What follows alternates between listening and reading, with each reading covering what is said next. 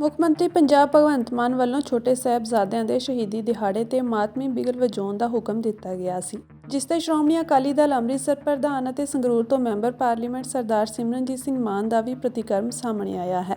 ਉਹਨਾਂ ਦਾ ਕਹਿਣਾ ਹੈ ਕਿ ਸ਼ਹੀਦੀਆਂ ਤੇ ਮਾਤਮ ਨਹੀਂ ਮਨਾਇਆ ਜਾਂਦਾ ਬਲਕਿ ਫਖਰ ਕੀਤਾ ਜਾਂਦਾ ਹੈ। ਉਹਨਾਂ ਕਿਹਾ ਕਿ ਮੁੱਖ ਮੰਤਰੀ ਪੰਜਾਬ ਨੂੰ ਇਹਨਾਂ ਮਾਮਲਿਆਂ ਦੀ ਸਮਝ ਨਹੀਂ ਹੈ। ਭਾਈ ਰਾਜੋਆਣਾ ਸੰਬੰਧੀ ਅਮਿਤ ਸ਼ਾਹ ਦੇ ਬਿਆਨ ਬਾਰੇ ਉਹਨਾਂ ਕਿਹਾ ਕਿ ਬੀਬੀ ਬਿਲਕਿਸ ਬਾਨੋ ਦੇ ਦੋਸ਼ੀਆਂ ਨੂੰ ਸਜ਼ਾਵਾਂ ਪੂਰੀਆਂ ਹੋਣ ਤੋਂ ਪਹਿਲਾਂ ਹੀ ਰਿਹਾ ਕਰ ਦਿੱਤਾ ਗਿਆ। ਉਸ ਬਾਰੇ ਵੀ ਅਮਿਤ ਸ਼ਾਹ ਨੂੰ ਜਵਾਬ ਦੇਣਾ ਚਾਹੀਦਾ ਸੀ। ਉਹਨਾਂ ਨੂੰ ਜ਼ਿਆਦਾ ਪਤਾ ਨਹੀਂ ਇਹਨਾਂ ਚੀਜ਼ਾਂ ਦਾ, ਇਹ ਭੋਲੇ ਨੇ ਤੇ ਸਿੱਖ ਜਾਣਗੇ ਹੌਲੀ ਹੌਲੀ ਕੀ ਕਿਵੇਂ ਗੱਲ ਕਰਨੀ ਹੈਗੀ ਹੈ, ਕਿਹੜੀ ਰਸਮ ਕਿਵੇਂ ਕਰਨੀ ਹੈ, ਅਜੇ ਪਤਾ ਨਹੀਂ ਉਹਨਾਂ ਨੂੰ।